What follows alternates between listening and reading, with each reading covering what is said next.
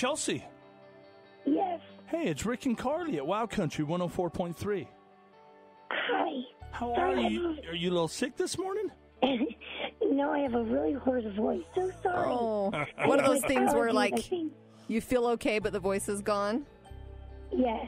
Well, we wanted to talk to you for a minute about Logan, if you've got a second this morning. Absolutely. I'm not sure if you've ever heard of Rick and Carly's Kids, but Logan, we are choosing to be our kid this month because of some of the difficulties he's gone through. So Logan was born in Germany, right?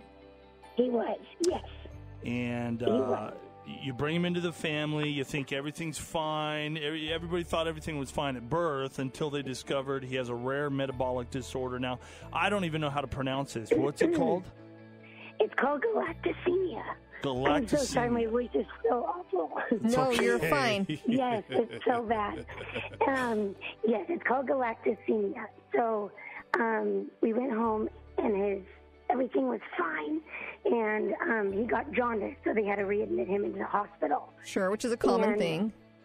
Yes, so it's perfectly common. Everything was fine, and then his levels wouldn't go down, and so they just had to keep doing heel pricks, and then they said he started changing this weird, like, gray-blue color.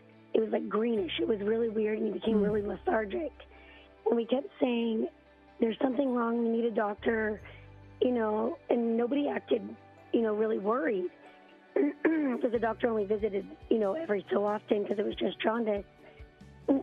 And then the doctor ran in, and he said, your baby's not okay. And he took him out of my arms and just ran down the hall. It was. And they thought maybe he wasn't getting oxygen because he was such a strange color. And being a new mom and not really knowing, And so they started testing his oxygen level, and then his oxygen was okay. And then they ended up taking him and testing his heart. And everything was okay with his heart.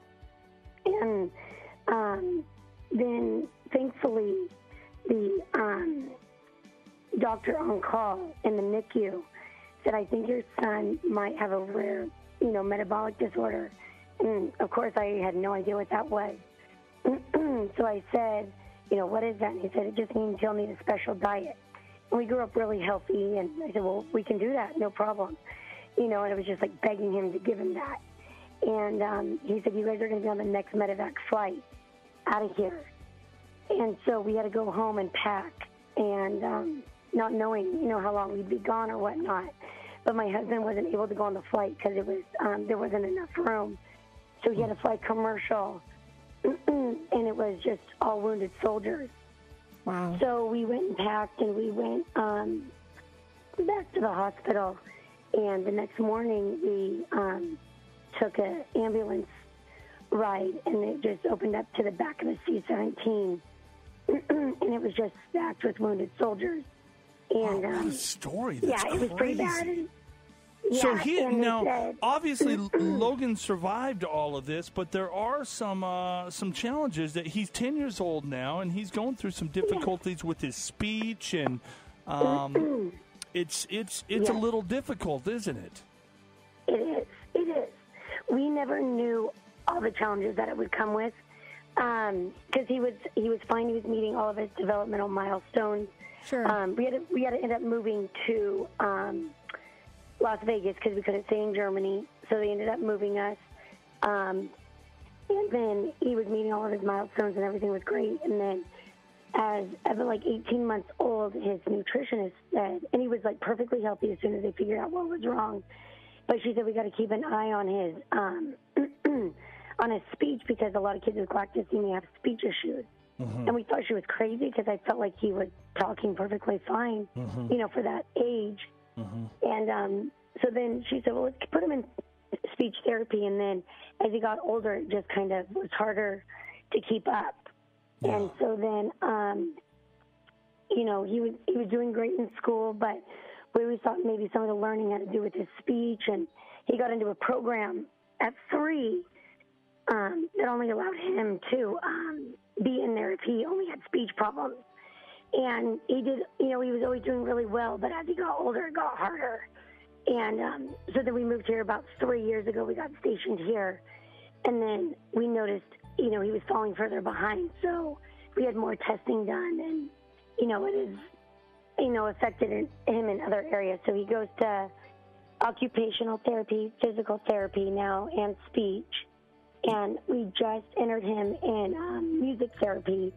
And he also does swimming for aqua ability at BSU. Well, I think it's so cool that you're getting, all of this help and you've found the right resources. And we know here, we can't do anything life-changing, but we were just really touched by your story and by Logan's story, and that's why we wanted to make him our Rick and Carly's Kids this month. He's into going to fairs and that kind of thing. He likes that kind of stuff, right?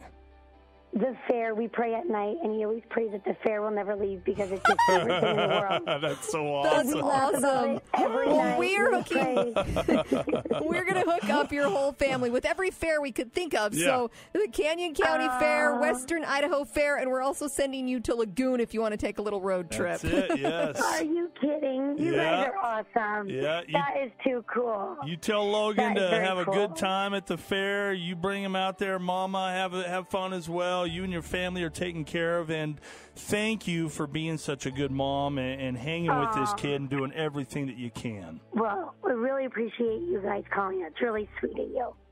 It means the world to a mom. So thank you. Thank you for taking the time to read his story.